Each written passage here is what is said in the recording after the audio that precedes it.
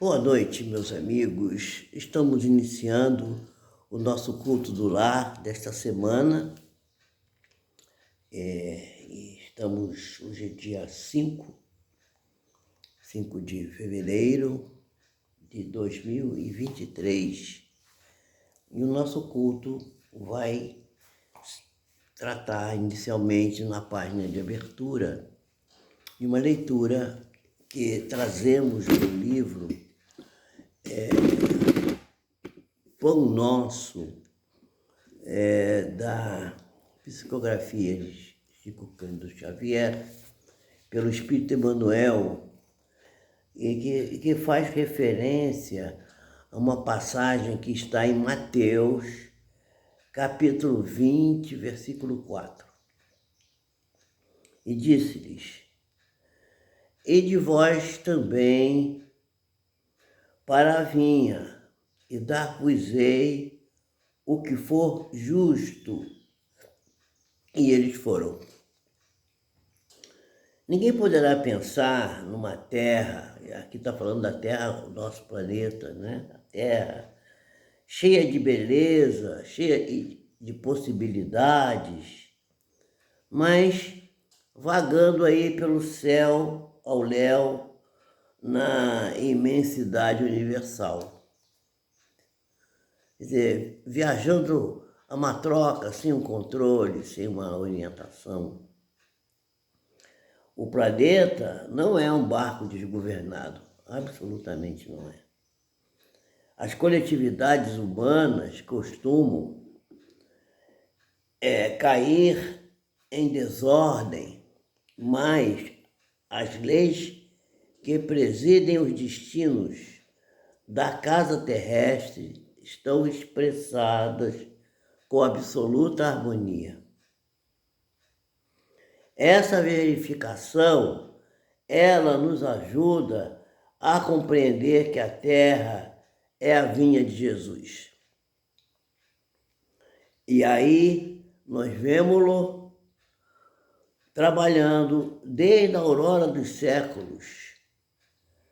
E aí assistimos à transformação das criaturas que, de experiência em experiência, se integram ao amor divino. A formosa parábola dos servidores envolve conceitos muito profundos. Em essência, ela designa o local dos serviços humanos e refere-se ao volume de obrigações que os aprendizes receberam do Mestre Divino. Por enquanto, os homens estão ainda na ilusão de que o orbe terrestre pode ser o tablado do desenvolvimento de hegemonias raciais, de hegemonias políticas.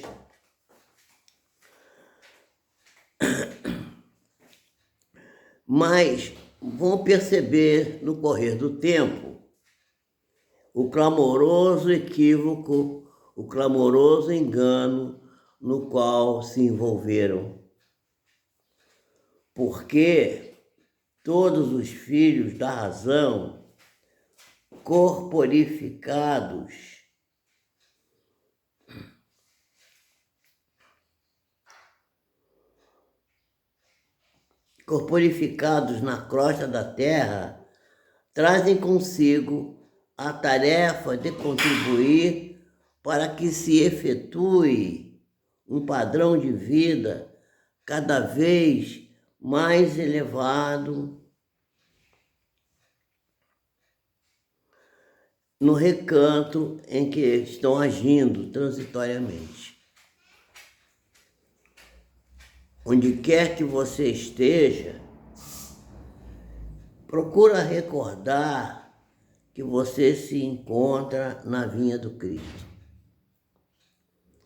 Se você vive sitiado por dificuldades e pelo infortúnio, será que você vive vive cercado, sitiado de dificuldades e infortúnios, mesmo assim trabalha para o bem geral.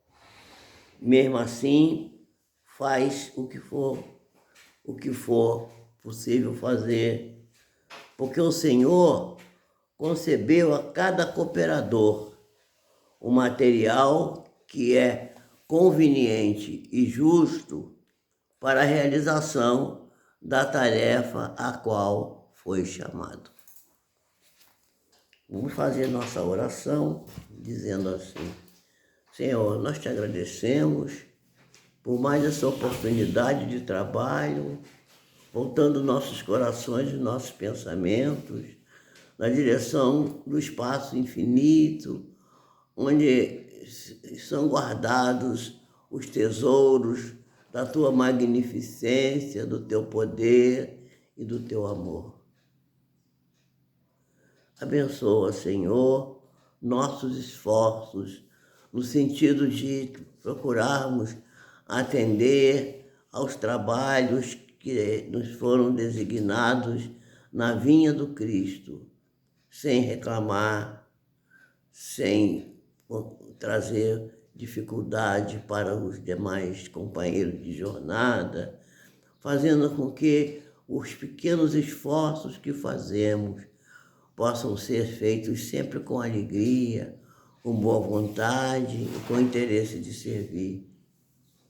Que possamos estabelecer no nosso cotidiano, nas nossas atividades de todo dia, a boa vontade, o interesse, o amor e a vontade de servir, sempre pensando que estamos trabalhando não para nós próprios, individualmente e egoisticamente, mas para uma obra maior, que é a obra da regeneração do homem, todo o esforço que tem sido feito pelo Jesus, o Cristo de Deus, teu Filho, Senhor, amoroso e bom, que aqui esteve para nos ensinar a termos compreensão, a perdoarmos e a desenvolvermos nossas atividades, apesar de todas as dificuldades que encontramos.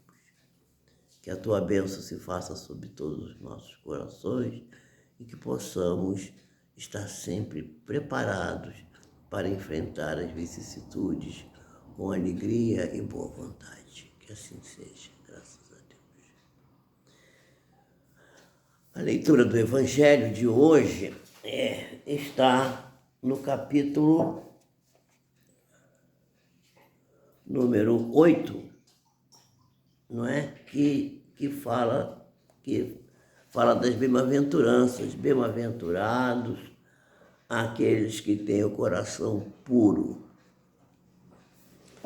Então, no item 8, quer dizer, no versículo 8, o item 8 desse capítulo, quer dizer, na realidade, então, é o item 8 do capítulo 8, vai tratar da verdadeira pureza. O que é ser verdadeiramente puro? Bem-aventurados, puros de coração. Mas o que é, na realidade, ser puro de coração? Então, os escribas e fariseus que tinham vindo de Jerusalém se aproximaram de Jesus e disseram assim para ele: por que os teus discípulos violam a tradição dos antigos? Pois que não lavam as mãos quando tomam suas refeições. Esse era um dos princípios judaicos da tradição antiga, que era proibido aqueles 630 e poucos itens que Moisés criou, porque a lei judaica era os 10 mandamentos recebidos nas tábuas no alto do Monte Sinai, e mais 660, por aí, 600 e tantos itens, que eram itens criados por Moisés para a vida diária. Entre esses itens estava esse, que não era permitido fazer-se as refeições sem primeiro lavar-se as mãos. Mas Jesus lhes respondeu: por que vocês violam o mandamento de Deus para seguir a vossa tradição? Pois Deus fez esse mandamento: honrai pai e mãe, e este outro, que aquele que disser palavras ultrajantes a seu pai ou a sua mãe seja punido de morte. Mas vós outros dizeis: aquele que disser ao pai ou à mãe, toda a oferenda que eu ofereço a Deus, aproveita-se a vós. Quer dizer, o pai, a mãe oferece a oferenda e quem aproveita seria o filho. Este satisfaz a lei, ainda que depois disso não honre e nem assista nem a seu pai, nem a sua mãe. E assim, tornastes vós inútil o mandamento de Deus para atender à vossa tradição. Hipócritas, Isaías já tinha profetizado sobre vós, quando disse: esse povo me honra com os lábios, mas o seu coração está longe de mim. E em vão que me honram, ensinando máximas e mandamentos que são simplesmente mandamentos humanos. E em seguida, chamando a multidão, disse-lhes: ouvi e entendei. Não é o que entra pela boca o que suja o homem, mas o que sai da boca do homem, isto sim o torna sujo. O que sai da boca parte do coração. E o que torna, é isso que torna o homem puro, pois é do coração que partem os maus pensamentos, os assassinatos, os adultérios, as prostituições, os roubos, os falsos testemunhos, as blasfêmias, as maledicências. São essas coisas, essas sim, que tornam o homem impuro. Mas o comer sem lavar as mãos não torna ninguém impuro. Então, seus discípulos, aproximando-se dele, disseram-lhe: sabes que os fariseus, ouvindo o que acabaste de dizer, ficaram escandalizados? Mas ele respondeu: toda planta que não foi plantada por meu Pai Celeste será arrancado. Deixai-os. São cegos, conduzindo cegos. Se um cego conduz o outro cego, ambos haverão de cair no buraco.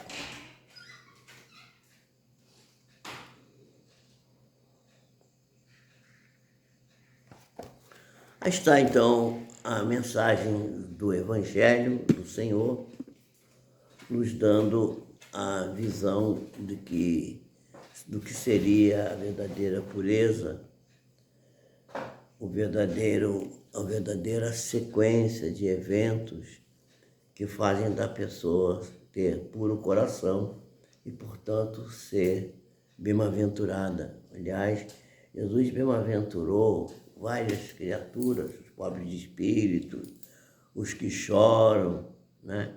Os que sofrem por causa da justiça, os que são prejudicados na sua vida por causa de seguirem o nome do Senhor. Enfim, bem-aventurou a diversas criaturas. Mas é Joana de Ângeles que vai nos dar uma ideia muito perfeita de quem é bem-aventurado, porque bem-aventurado é aquela criatura que sabe das suas necessidades, sabe das suas limitações, sabe que pode ter doenças, que pode ter dificuldades na travessia da vida e mesmo nesses momentos acredita em Deus e na sua mão entrega a sua vida. Esses são os verdadeiros bem-aventurados.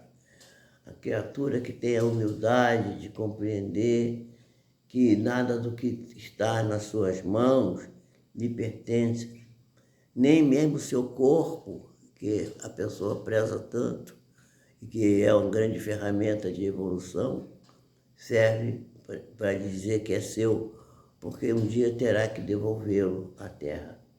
Então, nós estamos aqui apenas como um pequeno mordomo, alguém que recebeu uma outorga de princípios, de fortunas, que são todas essas coisas que a terra maravilhosa em que vivemos nos concede, tudo isso como empréstimo, nada é nosso. A única coisa que nós conseguimos dizer que é realmente nosso é aquilo que está no nosso coração, é aquilo que está na nossa mente. Aquilo que estudamos, que aprendemos, que possamos transmitir para outros, aquilo que fica no nosso coração e que faz com que a gente tenha compaixão daqueles que sofrem, daqueles que estão em situação menos aquinhoada que a nossa maneira de enxergar, a nossa necessidade de que precisamos estar sempre nos esforçando, trabalhando e construindo sempre alguma coisa de útil ao nosso redor, não para nós próprios, mas para atender às necessidades daqueles que nos acompanham na jornada e que precisam de ajuda. Então, esses que são os princípios que vão dar ao indivíduo verdadeiramente a bem-aventurança, porque ele é um trabalhador que trabalha em prol da vinha do Senhor, mas sem estar interessado na recompensa, sabendo que apenas serve por amor ao trabalho que faz, por amor à tarefa que desenvolve, por se sentir feliz de contribuir de alguma forma para que outras criaturas também possam fruir as benesses de uma vida confortável, alegre, que possa dar à criatura condições de uma vida digna, honrada e voltada na sua essência para as coisas de Deus. Então essa aqui é a lição que a gente acaba de ouvir, porque não é comer com a mão limpa ou isso, aquilo, as coisas do meio externo. As pessoas dão muito valor às coisas das aparências, do externo, aquilo que mostra, aquilo que parece ser, mas às vezes não é.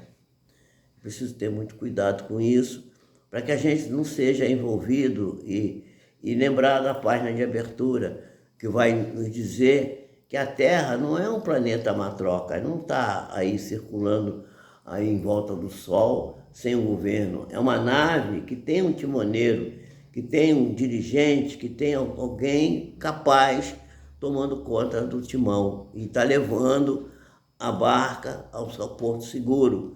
Embora as criaturas que estejam dentro da barca ainda não tenham, muitas delas, a sua maioria, ainda ser entendidos e convencidos de que necessitam se esforçar, se dedicar para atender às coisas maiores da vida, que são as coisas espirituais. A gente não está dizendo que ninguém deve ficar o tempo todo rezando de joelhos e lendo o Evangelho, mas a pessoa pode viver a vida, dançar, cantar, sambar, ir para o carnaval, fazer tudo o que tem vontade de fazer com respeito, com honradez, com decência, com elevação, mas não abandonar de forma atender apenas essa parte da vida, dar a essa parte a mais importante função da vida. Graças a Deus, tive sempre orientação na minha vida, desde muito jovem, a me dizer que eu precisava sempre estar atento para as coisas espirituais. E sempre desenvolvi meus trabalhos, graças a Deus, que teve muito sucesso na minha vida foi uma vida muito bem organizada e cheguei a esse momento em que me encontro aqui, posso dizer que sou uma pessoa realizada e feliz, mas sempre preocupado, sempre voltado para as coisas de Deus, né? Embora eu goste muito de fazer festa, de passear, de tudo, enfim, de comer, né? De sair, de passar as coisas, fluir as coisas boas que a vida tem para nos oferecer. Nós devemos ser criaturas que vivem no mundo, mas sem ser do mundo. Isso não é uma coisa muito fácil, porque as pessoas se dedicam muito às coisas do mundo e esquecem do Criador, esquecem da oração, esquecem da religião, esquecem de que tem que tirar pelo menos uma meia hora do dia, que tem 24 horas, para lembrar de Deus, para rogar a Deus, para atender às necessidades do próximo, para pensar na cruz do Cristo, no seu braço vertical que nos eleva o pensamento ao alto, às coisas mais elevadas da vida. E o braço vertical que nos estende nossos próprios braços, os braços abertos na cruz, para atender os que estão ao nosso redor, aqueles que nos acompanham, principalmente os próximos, mais próximos de nós, que são a nossa família, nossos amigos, aquelas criaturas que vêm, que estão ao nosso lado, que nós, de alguma forma, podemos, sem nos deixar contaminar por as suas doenças, que as pessoas são todas muito doentes, doentes que eu falo, doentes psíquicos, psiquicamente doentes, sem deixar que essas doenças contaminem a gente. A gente entrar com os pés no lodo sem sujar a bota. É muito difícil, mas é preciso que a gente se esforce e assim faça. E muitas das vezes se isole, se afaste, para que ajude de longe, à distância, sem muita proximidade, para que não haja contaminação. Porque a gente não pode permitir. Jesus convivia com as prostitutas, os pagadores de impostos, os miseráveis, mas ele não se contaminava, ele estava sempre acima. Aí você, mas era Jesus. Ele veio para ser modelo e guia. Modelo é aquilo que a gente tem que imitar, e guia é aquele que veio para guiar. Portanto, se ele é modelo e guia, a gente tem que acompanhar o que ele fez. Poder ajudar, pode fazer, pode ir lá, vai fazer, então vai. Mas tem cuidado para que aquilo não tome conta de você, que você não absorva aqueles miasmas que se encontram ali. A gente sente isso quando a gente vai, até quando a gente vai trabalhar, a gente vai atender uma clientela, as pessoas sofredoras, as pessoas estão doentes, estão sofrendo, estão cheias de reclamações, de questões, e elas vão, e a gente fica ali tentando ajudar, medicar, orientar. A gente, quando termina o dia, a gente está fatigado, cansado, a gente praticamente não fez esforço físico nenhum, mas aquele esforço psíquico e aquela contaminação que, por mais que a gente tenha cuidado, e por isso a gente tem que estar sempre em oração, e pelo menos uma vez por semana estar no culto, lembrando de Jesus, lembrando do Evangelho, lendo e fazendo as nossas reuniões, a gente sai dali cansado, esfalfado, a gente leva 2, 3 dias para se recuperar daquele embate, que é um embate terrível, porque a gente convive com o sofrimento humano e tenta amenizar, tenta orientar, tenta ajudar, o que nem sempre a gente consegue, mas a gente tenta, e acaba às vezes, de certa maneira, absorvendo um pouco daqueles miasmas, daquelas energias eletromagnéticas, como nós estamos estudando nos nossos estudos, né? Aquelas energias eletromagnéticas que não são saudáveis, que são tóxicas, que são adoecidas e que, como nós ainda não estamos no planeta de provas e expiações, também não somos santos ainda, acabamos absorvendo. Eu agradeço muito por vocês estarem aqui. Jesus nos abençoe a todos. Que nós possamos lembrar do Cristo e lembrar que nós somos os cooperadores da vinha do Senhor. Vamos agradecer orando, dizendo assim: Senhor, Nós te agradecemos a possibilidade de estarmos na vinha do Senhor, tentando de alguma sorte realizar nossa tarefa. Dá-nos força, coragem, dá-nos apoio, Senhor, para que possamos suportar as vicissitudes e aceitar as dificuldades com alegria e com boa vontade. Que a tua luz, Senhor, ilumine o nosso caminho. E que os benfeitores espirituais, os bons espíritos que acompanham as jornadas de cada um de nós possam amenizar os caminhos pelos quais temos que passar, para que as pedras do caminho possam de fato serem pedras de segurança e não de tropeço para as nossas caminhadas. Que assim seja, que Jesus nos abençoe e que possamos ter muita paz e saúde. Que assim seja. Graças a Deus.